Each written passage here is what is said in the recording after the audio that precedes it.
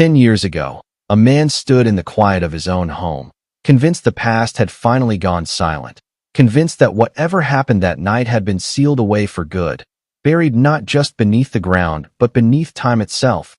And for a while, it worked, because there was no body, no confession, no witness brave enough or certain enough to speak, just a missing woman and a story that slowly faded from headlines into memory. The kind people mention less and less until one day they stop mentioning it at all.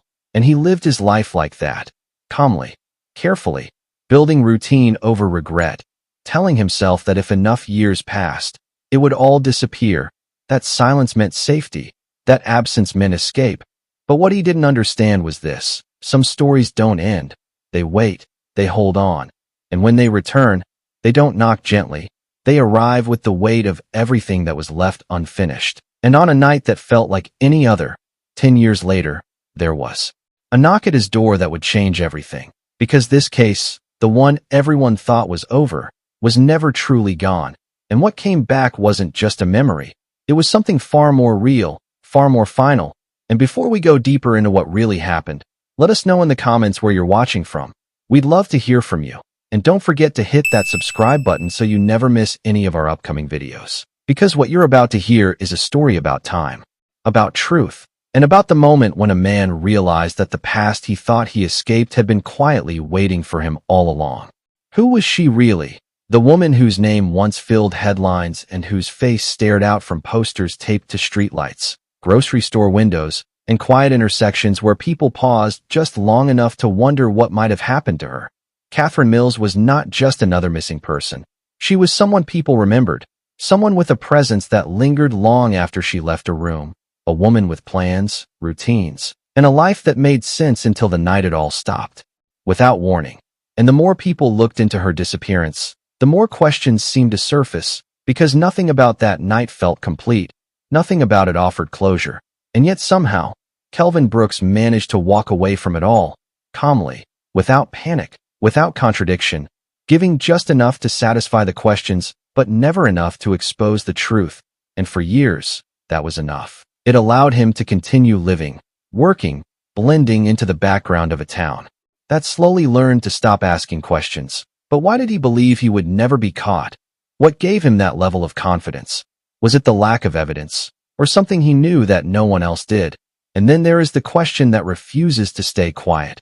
What exactly happened 10 years later that brought everything back into the light? Because cases like this don't reopen themselves without reason. Something changed, something surfaced. Something that had been hidden long enough finally found its way back, and when it did, it didn't just reopen the past. It forced everyone to look at it differently. Because nothing stays buried forever, no matter how carefully it is hidden, no matter how much time passes. The truth has a way of returning, and when it does, it doesn't ask for permission, it demands to be seen. In 2012, Kelvin Brooks was the kind of man people trusted without thinking twice. The kind of presence that blended easily into a quiet American town where routines mattered and familiarity meant everything. He showed up to work on time, greeted neighbors with an easy smile, and carried himself in a way that never raised concern, never gave anyone a reason to look twice. And over time, that consistency became his shield. Because when something feels normal long enough, people stop questioning it. They accept it, they rely on it. And Kelvin understood that better than anyone. He built a life that looked steady from the outside, predictable in the best way, the kind of life people describe as simple and good. But in the same town, moving through the same streets, there was Katherine Mills, a woman whose energy stood in contrast to everything quiet and routine around her. She was driven, thoughtful, someone who paid attention to details others overlooked, the kind of person who asked questions when something didn't feel right. And people noticed her for that, not because she demanded attention, but because she carried a presence that stayed with you even after she was gone. And at some point, their paths crossed, not in a way that seemed unusual at first, just two people who knew each other, who shared moments, conversations, ordinary interactions that no one would think twice about. But connections, even simple ones, can carry weight over time, and what looked ordinary on the surface often holds more than anyone expects. Because the truth is, relationships are rarely as simple as they appear, and in this case, What existed between Kelvin Brooks and Katherine Mills was something no one fully understood, something that didn't reveal itself all at once, something that stayed hidden in plain sight until it no longer could. Because while everything around them appeared calm, something about that connection was already shifting, already changing in ways that would only make sense much later. And by the time anyone realized it, the moment to question it had already passed. One night, without warning, Katherine Mills disappeared, and the way it happened made it even harder to understand, because there was no sign of a struggle, no noise that drew attention, no moment that anyone could point to and say that was when everything went wrong. It was as if she simply stepped out of her life and into nothing. Her phone stopped answering. Her routine broke without explanation, and the hours that followed slowly turned into concern, then fear, then something far heavier as the realization settled in that this was not normal, this was not temporary, this was something that didn't have an easy answer. And as investigators began to piece together her final known movements, one name kept returning: Kelvin Brooks, someone who had seen her that night, someone who had spoken to her when everything still appeared ordinary. And at first, it seemed like just another detail, just another person connected to her last hours. But the more they looked, the more his presence stood out, not because of what he said, but because of how little there was beyond it. He remained calm, consistent, offering a version of events that gave just enough to avoid suspicion, but never enough to bring clarity. And when questioned, he told police it was nothing, just a normal interaction, nothing worth holding on to, nothing that explained what came after. And in a case built on absence, that kind of answer created a space that couldn't easily be filled, but without physical evidence, without a witness, without anything that could tie him directly to a crime.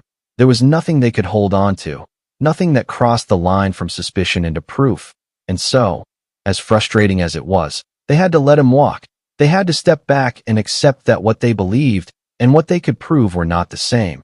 And just like that, the case lost momentum, leads faded, attention shifted, and what once felt urgent slowly became distant, until eventually it settled into silence. And for 10 years, that silence remained, as if the story had reached its end, as if whatever happened that night had disappeared along with Katherine Mills, leaving behind only questions that no one could answer.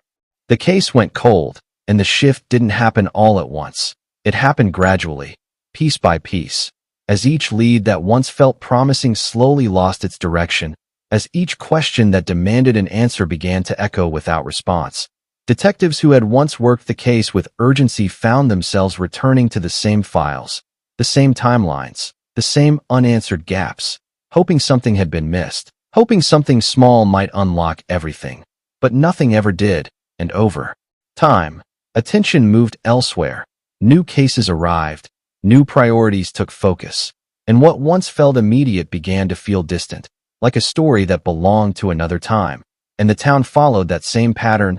Conversations about Katherine Mills became less frequent, her name mentioned only in passing, until eventually it settled into memory, something people remembered but no longer actively questioned. Because life continued, routines returned, and silence became easier than uncertainty. But for Katherine's family, none of that ever changed, because for them, time didn't soften anything. It didn't bring closure. It didn't replace what was lost. It only stretched the absence further, turning days into years without answers, without explanations, without even the smallest sense of resolution. They held on to every detail, every memory, every possibility, refusing to accept that the story had ended without truth. And through all of it, one question remained, steady and unrelenting. A question that refused to fade no matter how much time passed. What really happened that night? What took Katherine Mills from everything she knew? And how could something so significant leave behind so little? Because deep down, even as the world moved on, there was always a sense that something had been left unfinished, something waiting, something that hadn't revealed itself yet. And the longer it stayed hidden, the more it mattered, because silence can only hold for so long before something breaks through it.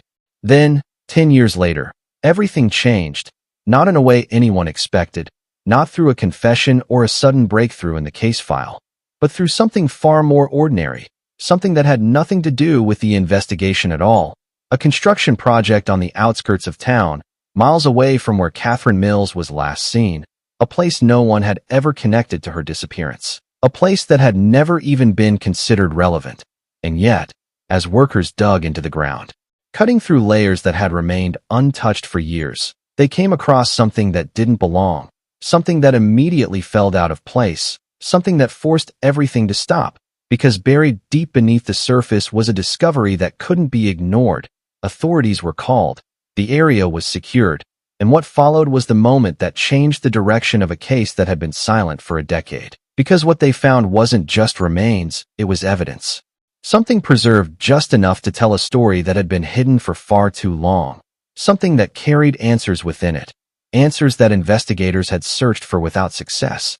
And as those answers began to take shape, as the pieces started to align in a way they never had before, one name surfaced again, not as a possibility this time, not as a loose connection, but as something far more direct, far more undeniable. Because everything they uncovered pointed back to the same person.